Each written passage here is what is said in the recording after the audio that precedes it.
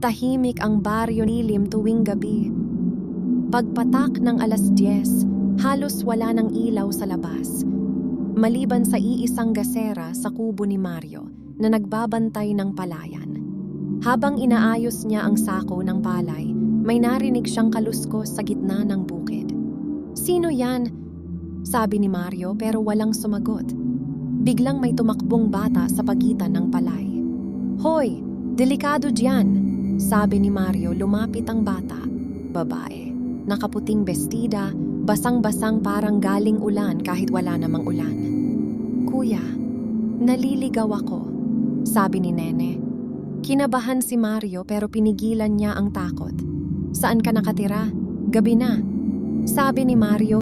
Hindi sumagot ang bata. Nakangiti lang. Napansin ni Mario, wala itong tsinelas at hindi gumagalaw ang mga palay sa kanyang tinatapakan. Ikalawang araw kinabukasan, dumiretso si Mario sa barangay hall. "Kapitana, may batang babae po akong nakita kagabi sa palayan."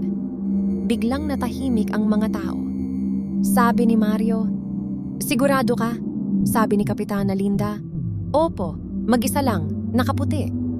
Biglang tumayo si Mang Pilo, hawak ang tungkod. "Anong oras mo nakita?" sabi ni Mang Pilo. "Bandang 11:00. Napailing ang matanda.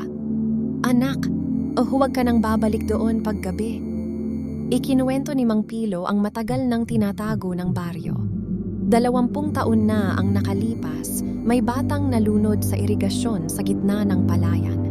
Hindi ito hinanap ng magulang, iniwan. Simula noon, tuwing tag-ani, may batang nakikita raw na humihingi ng uwian. Kapag kinausap mo siya, susundan ka niya hanggang bahay, sabi ni Mang Pilo. Hindi nakinig si Mario. Bumalik siya sa kubo. Tahimik ang paligid. Walang hangin. Biglang may mahina na boses sa likod niya.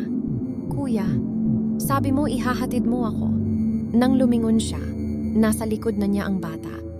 Hindi kita kilala." Nanginginig na sabi ni Mario. Ngumiti ang bata, pero unti-unting humaba ang leeg nito at ang mga matay naging itim. "Matagal na akong naghihintay." Tumakbo si Mario pauwi, pero kahit gaano siya kabilis, naririnig niya ang yapak ng batang sumusunod, kahit walang tumatapak sa lupa.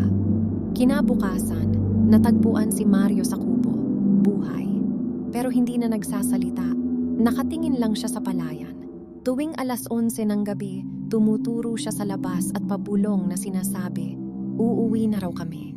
Simula noon, wala nang nagbabantay ng palayan sa baryo lilim kapag gabi. At kung mapapadaan ka roon, makinig ka mabuti. Baka marinig mo ang boses ng bata.